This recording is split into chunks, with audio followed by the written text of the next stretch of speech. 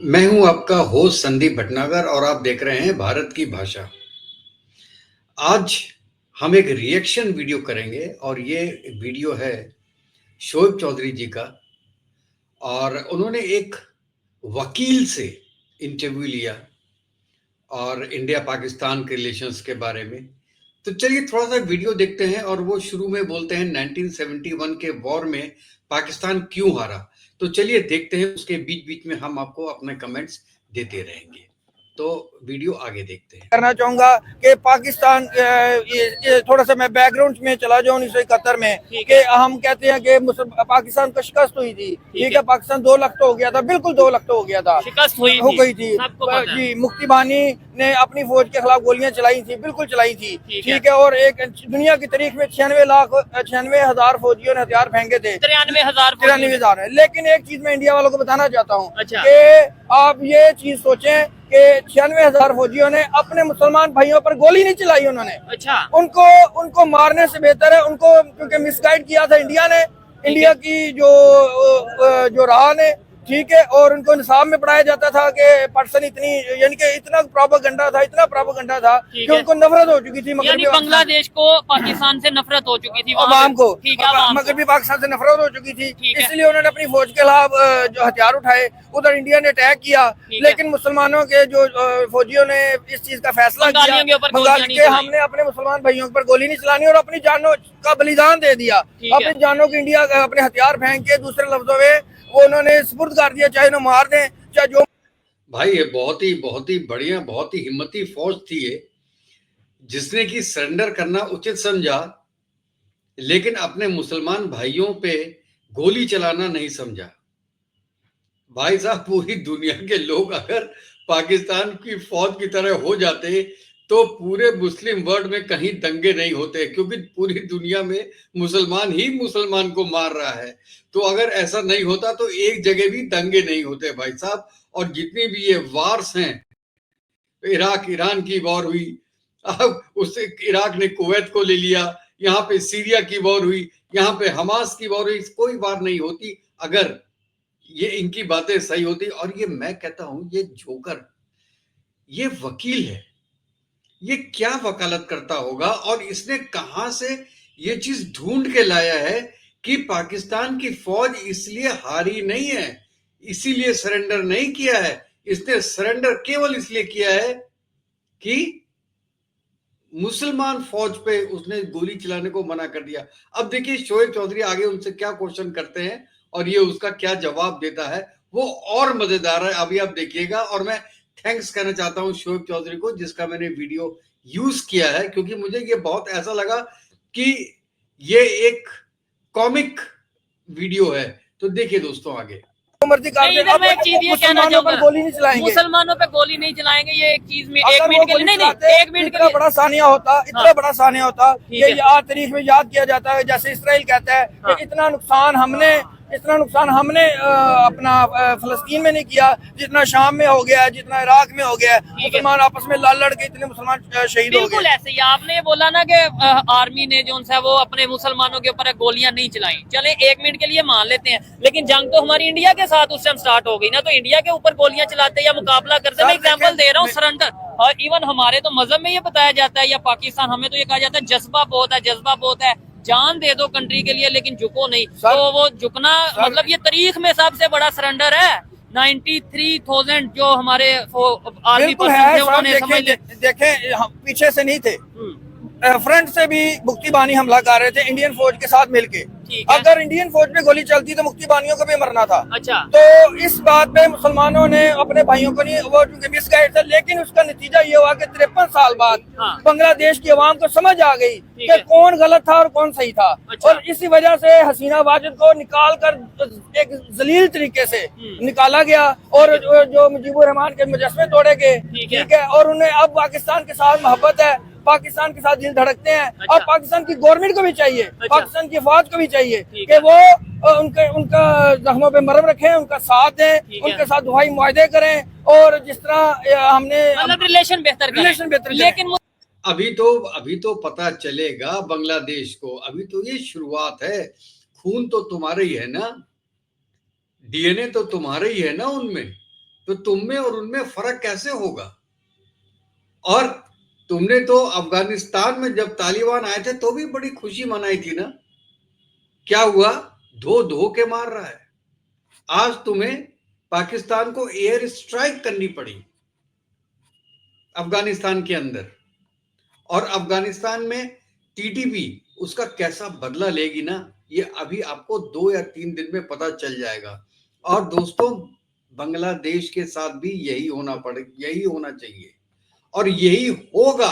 आप देखिए, इन दोनों की ऐसी दुश्मनी होगी अगले 20 साल में, एक दूसरे के कट्टर दुश्मन होंगे जितने आज तक नहीं हुए, क्योंकि पाकिस्तान ना किसी का दोस्त हो पाया है, और दुश्मनी की तो बात छोड़ दो, उससे दुश्मनी करेगा कौन? दुश्मनी करने के लिए भी तो अपनी औकात का आदमी होना चाहिए दुश्मनी करने के लिए।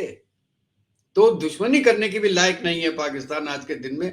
दोस्त तो छोड़ दो, चाहे चाइना ले लो, चाहे मैं तो चाइना का नाम इसलिए ले रहा हूं क्योंकि वही एक दोस्त है। समुद्र से गहरी दोस्ती उसी से है, हिमालय से ऊंची दोस्ती उसी से है।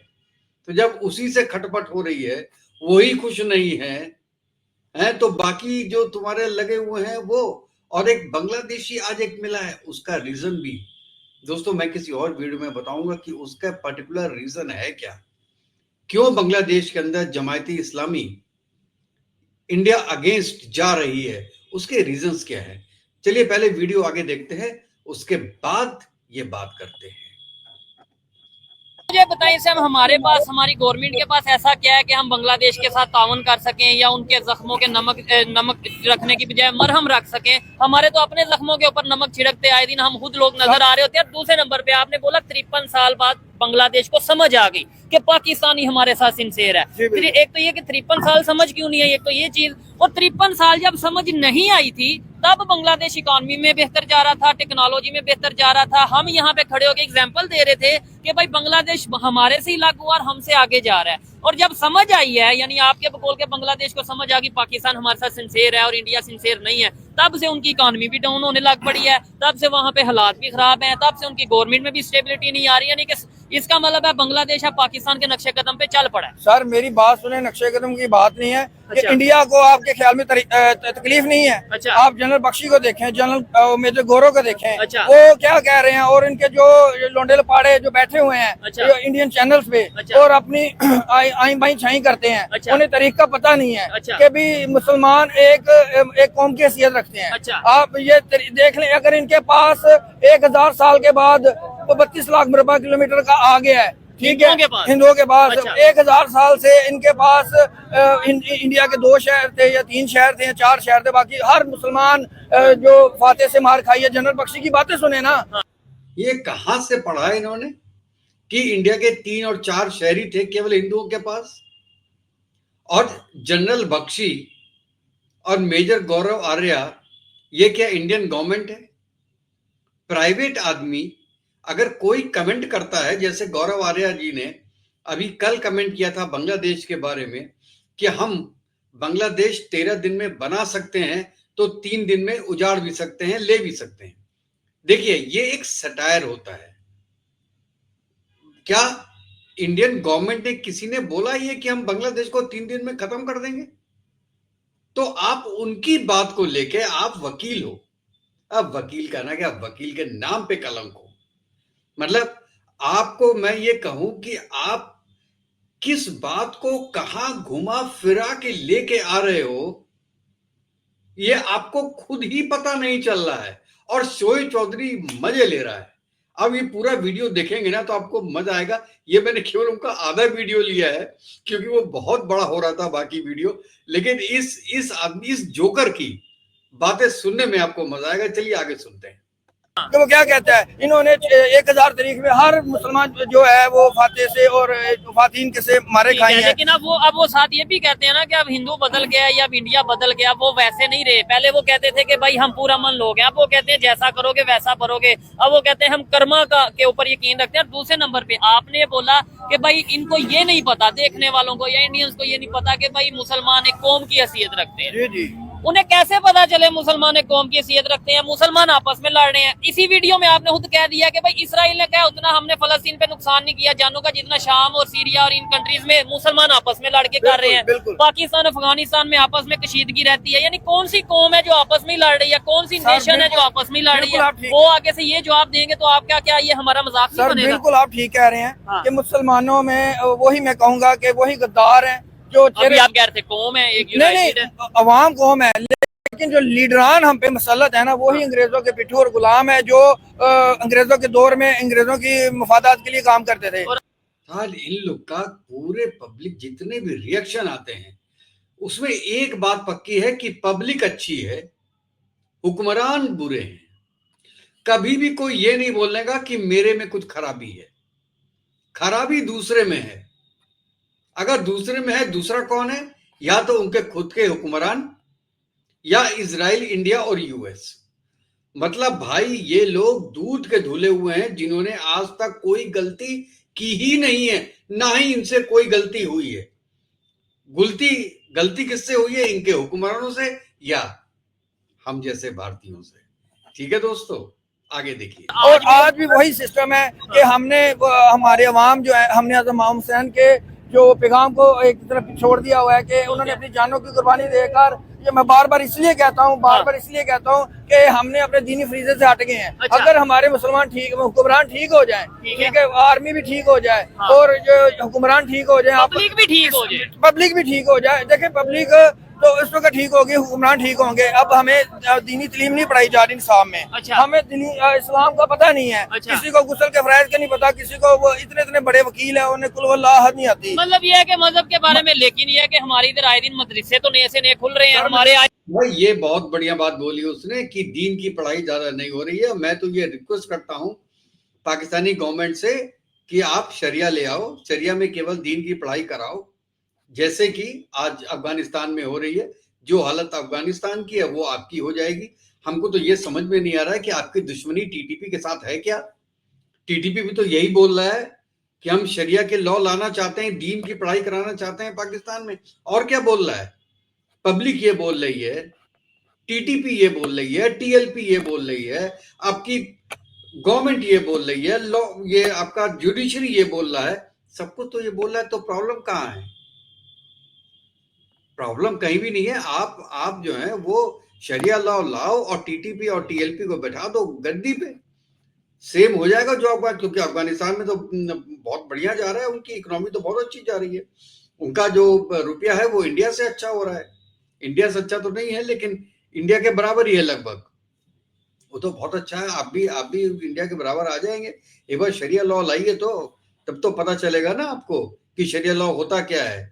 अब बहुत अच्छा है, बहुत अच्छा है। उसको जरूर अपनाना चाहिए। और मैं इस चीज में इस बंदे को अप्रिशिएट करता हूं कि ये बिल्कुल ओपनली बोला है इसने कि भैया दीन की शिक्षा कम हो गई है, इसलिए प्रॉब्लम हो रही है। हमारी कोई प्रॉब्लम नहीं, हमको शिक्षाएं गलत दी गई है। आए दिन नई से नई इस्लामिक तंजीमें तो बन रही हैं हमारे, आए दिन नए से नए जलसे तो आप देखें 25 करोड़ में से अगर 1% भी नहीं है जो दीनी तालीम हासिल कर रहे हैं। अच्छा चले, ये तो दीन और मजहब की आप बात कर रहे हैं। अगर हम टेक्नोलॉजी की बात करें उसके ऊपर कितने लोग तालीम हासिल कर रहे हैं? दूसरे नंबर पे अगर हम जो टॉपिक है उसके ऊपर ही आए, मुझे बताएं बांग्लादेश की इस टाइम जो करेंसी है उसकी वैल्यू डॉलर की निस्बत भी बहुत डाउन हो गई है एज कम्पेयर टू जब 6 माह पहले या 7 माह पहले जो उसकी वैल्यू थी। इंडियन रुपी की निस्बत बहुत डाउन हो गई है। और इस टाइम बांग्लादेश में बहुत मतलब यह कि डिस्टेबिलिटी और बहुत ही अफरा तफरी की सिचुएशन है। इसका जिम्मेदार भी आप कहेंगे जी हाँ इंडिया जिम्मेदार है? सर बिल्कुल इंडिया जिम्मेदार। मैं इसलिए कह रहा हूँ कि इंडिया को पाकिस्तान शुरू से ही ना पाकिस्तान का वजूद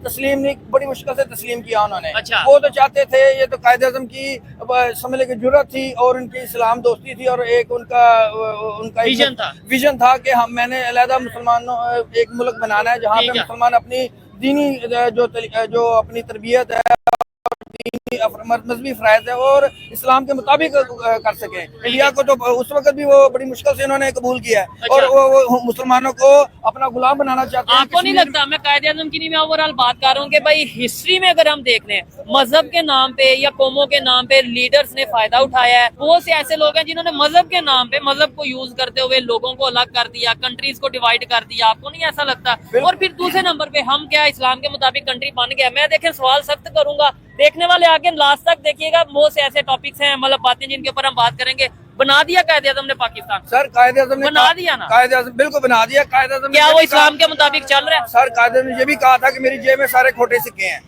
और उनके बाद जिस तरीके से शब खून मारा गया और जिस तरीके से हुकूमतें आई हैं, हुकूमतें गिराई गई हैं, एक भी कोई स्टेबिलिटी नहीं आई, कोई इस्लाम के मुताबिक जो है वो अमल नहीं हुआ, कोई इस्लामी तलीमात के। जैसे कि अब तालिबान की हुकूमत आई है, उसने किस तरीके से डॉलर को कंट्रोल किया और इस्लामी तलीमात को, और ये यहीं से इस्लाम का अरूज जो आप देखेंगे जो आने वाले टाइम में आपके ख्याल से ऐसा है। लेकिन जिन तालिबान की आप बात कर रहे हैं वो तो इंडिया के साथ रिलेशन बेहतर कर रहे हैं, वो तो चाइना के साथ रिलेशन। मुबारक मुबारक, आप लोग को बहुत बहुत मुबारक हो। और हम चाहते हैं इस्लाम का परचम ऐसे ही आगे बढ़ता रहे और अफगानिस्तान जैसा कंट्री है वैसा हर मुस्लिम कंट्री अफगानिस्तान के रास्ते पे ही चले तो ही आप लोग का भला है। साहब बिल्कुल सही कह रहे हैं आप। सर देखें, इंडिया को शुरू से इनका खौफ है। जितने भी मुसलमान फातिहीन आते रहे हैं बरसी पर, जिन्होंने आगे इंडिया से ईंट बजाई है, मैं नाम के ना देता हूँ। गोरी कौन था? गजनी कौन था? कुतुबुद्दीन ऐबक कौन था? सुल्तान शमसुद्दीन अल्तमश कौन था? अलाउद्दीन खिलजी कौन था? औरंगजेब आलमगीर कौन था? बाबर कौन था? ये सारे ही तो अफगानी थे। इंडिया की तभी भी तो जान निकल गई। शुक्र है आपने ये मान लिया कि सब अफगानी थे, यानी कि उनका पाकिस्तान से कोई लिंक नहीं था। सर ये तो फिर हमने उन्हें अपना हीरो। भाई साहब पाकिस्तान से लिंक क्यों नहीं था? वो भी मुसलमान है, हम भी मुसलमान है। इनका आप कोई पाकिस्तानी रिएक्शन देख लीजिए, पब्लिक का पूरा प्रोग्राम देखिए।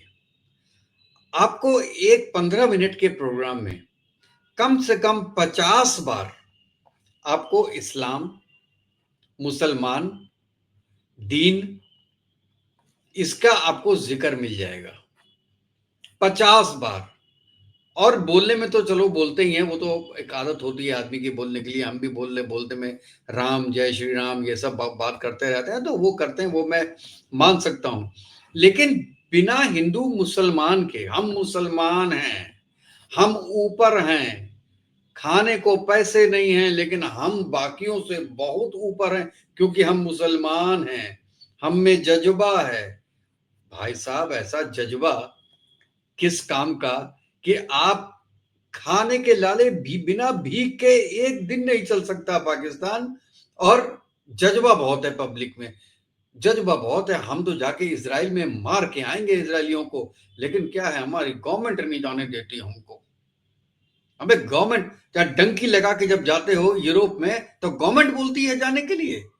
एक आदमी पूरे पाकिस्तान का नहीं है जो कि इजराइल में जाके लड़ा हो फिलिस्तीन के लिए।